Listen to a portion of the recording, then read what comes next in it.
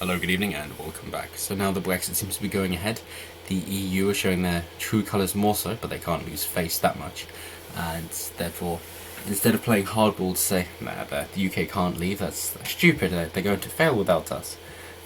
We're going to stop them leaving, and then trying to be more compassionate to say the UK is going to be better off than say, no, but please, please don't go. but, but I love you. Don't leave. And if you must leave, then you can come back whenever you want. You know, you've always got a key. Come back. You're not going to change the locks. And that's what we see here with Timmerman, his so-called love letter, which says the UK is always welcome back in the European Union. Of course, if you do want to join the European Union again, then you have to join the Eurozone. And seeing as they've welcomed in countries in Southern Europe, Italy and Greece, which aren't so honest with their debt and their spending habits, then no, I don't think it's quite going to work. We don't want to be a part of that because, hey, we're not going to go down with that ship. If we're not the captain of the ship, we're not going down with it. So he says, a leading EU official has penned a love letter to Britain expressing his deep hurt over Brexit and concluding you will always be welcome to come back. And he is the European Commission Vice President, Frans Timmermans. And you got the letter from The Guardian, because of course he did. And this is reasonably high up. I'm not going to pretend that I know all the positions and all the names, because, hey, they will have nothing to do with me, and there's nothing I can do to change who they are anyway, so what's the point in learning who they are, seeing as I can't vote for them, I can't elect them, I can't have any sway whatsoever in who they are, what they do. The only sway I can have in how the European Union affects me is by voting for Brexit, and so that's what I did, and then voting for the parties which will propagate that attempt, as I have done. So that's the only effect I can do. So of course I'm not going to learn all the names of people, because I simply don't care. It's irrelevant to me, as I'm sure it's irrelevant to you. I mean, I understand that know your enemies, but when it comes to this, once you know enough, it's like, well, I don't really need to keep digging, because I've already debunked anyone's claims to the opposite who are trying to say that it's a good place to be, and seeing as that's not true, I've dug enough to know that it's all bullshit, and it's going to collapse eventually, and I don't wish to be a part of it. Also on sovereign grounds, because I wish to be able to decide my own destiny, and the smaller the government the better, and being able to vote in my own country is better than in an entire continent. But you can tell that to the North Americans. Then again, they're almost there. So, although having said that, the Democrats want to change that, of course, given the open borders. They do want illegal immigrants to be able to vote and get free healthcare, prepaid, if you will. It's free for them then. So the Vice President, the VP, says, "Since I went to a British school, you have always been part of me. Now you are leaving, and it breaks my heart." Which I think is a great example of rhetoric as opposed to logic. So he started by saying he recently read a delightful book of love letters to Europe, and it made me contemplate my love for Britain. It would be nice if Britain was actually British then, wouldn't it? How about we keep it as British? And Christmas is a special time pretty much the world over, I know. But I find particularly in the UK, because of the mini ice age that we had when Charles Dickens was writing, that seems to be the epitome of Christmas in the UK. And the ideas of London as well were born out of that and the Victorian era for the modern day. Ice skating on the Thames, and they had a pig floating down on a glacier, all that kind of things, and even the frogmen who would give you a lift across the Thames. They would then say, oh, you can get onto the ice, and they'd charge you a penny or two, whatever the going rate was, and they'd be making more money that year instead. They'd have their fair there. People would be travelling from across the continent, in fact, just to see the London Fair. So, that's the entrepreneurial spirit that made Britain do so well. And given that there was Snow at Christmas, that's where our idea of Snow at Christmas comes from. It's Charles Dickens. But then also the idea of London actually being British, because it is not an English city anymore, quite evidently. And if you if you want to know more about the history of London, I strongly recommend Jules' Guides of London. He's always very good, and I suppose it shows more what it's like to be British. Even though he doesn't come from that angle at all, I doubt he's interested in politics whatsoever, as he never mentions it. But hey, it's an interesting channel I would recommend. So anyway, back to Timmerman. He had.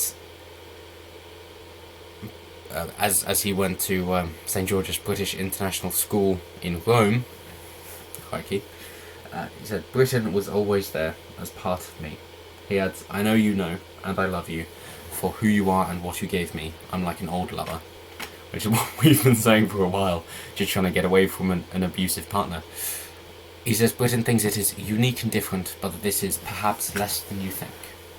Well then, perhaps if we can actually get Brexit to happen, we will be more different. Unless, of course, you're referring to the royal family, which is, of course, German, which made the First World War quite interesting, given the Kaiser Wilhelm. But, yes, we are quite different. We will endeavour to continue to be so. We are entrepreneurial, we are leaders, and we are individual, as we kind of have had to be. I mean, you could look at Scotland, for example, the Orkney Islands, which have had people living there on a very remote place for the past 8,500 years, which is older than some would say Stonehenge or the Sphinx. And I wouldn't agree with them, but that is supposedly the idea. Or older than the Earth, if you ask some creationists. And also, of course, on the Isle of Wight, where the Romans invaded last, because they missed it. Even though you can see it on a clear day, they still didn't see it. But that's British history. It's always been an island, or a few islands, thousands of islands if you include all the archipelagos. In Scotland alone, again, I think it's 6,900, and that is what makes us individual and different and unique, and also why all our traditional dishes have fish in them. Although if you look at the traditional dishes of any country, it's always going to be peasant food. So Mr. Timmerman accepts that there are differences between all member countries which can both be a positive and negative force. You mean diversity might not be your strength? And that things can quickly get out of hand. Diversity may really not be your strength. He says the UK is still in two minds about the EU, and I see it is hurting you. No, I'd say that the British people are pretty firmly set against the European Union, but the people who don't wish to be British are not. They are pro-EU, or don't like the UK as a principle, in fact. Don't like the fact that the English identity might be an existent yet ethereal entity. In which case they can leave and go to the European Union. Why not? While we have free movement, get a move on. He writes, "Truth be told, I felt deeply hurt when you decided to leave. 3 years later, I'm just as sad that a member of our family wants to sever our ties." Well, an abusive relationship tends to have that effect. But at the same time, I find comfort in the thought the family ties can never really be severed. We're not going away, and you will always be welcome to come back. Well, you are going away, unfortunately. All good things must come to an end, and thankfully, all things must come to an end, which perhaps is more relevant here. So yes, I'm sure you will be ending quite soon. So the lefties loved it, and some of the Brexiteers didn't. Former UKIP General Secretary Paul Oakley wrote, "Yuck, just like a clingy ex. Frans Timmermans has written a soppy letter to Britain longing for our return to the EU," which might be a great epitome of the British spirit of wanting to be an individual, but I think really it might be a bit too heartless. You can still be compassionate, but have the strength of your convictions. And then it just goes on to mention the transition happening to the end of next year, to enshrine it in law as well, to ensure that it cannot be extended beyond then. But yeah, it's nice to know that the Europeans are going through the 5 stages of denial, and eventually they'll get to acceptance. But at the moment, it's just bargaining, and it's almost sad. But you know, you can't allow the sort of emotional manipulation in, and I think that also. That's a great example of, I think, that the difference that separates the right from the left. That often the right have that real world experience and the left do not. So they think the world can still be a nice place and people aren't going to try and take advantage of you, and people aren't out just for their own needs, and anything that happens, it doesn't really matter. It's not that serious. whereas people on the right have actually grown up. They are adults. The men are men. They have become a man. Their father has died, even if in a metaphysical sense or metaphorical sense instead of a literal sense.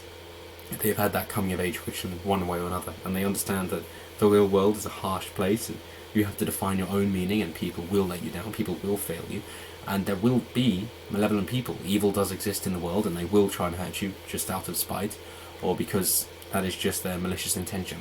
And the left seems to be isolated from that in their institutions, and therefore don't quite understand that that is a feasible, and although it isn't acceptable, it's a sufficiently prominent endeavour for it to be recognisable as a human trait, and not just in the 1% of psychopaths, as some would say.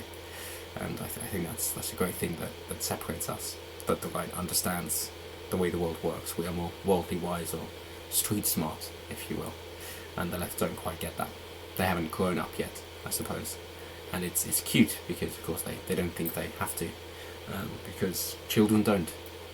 Children never think they have to, because they don't have any concerns. All they're concerned about is growing older, really. Maybe the responsibility without the accountability. But I'll wrap it up. It's nice to see the European Union, even if just in part, starting to understand that I might have done something wrong, although I do expect some more violent throws and some death throws, violent lashings out before the end of next year. But for now, it's nice, and we don't have to be completely separate from Europe, of course not. You know, neighbours are neighbours, and I'm sure individuals of us, we have travelled to Europe before, and we will continue to do so. You can always travel to Eastern Europe for cheap cigarettes and alcohol, so they will always be there for us.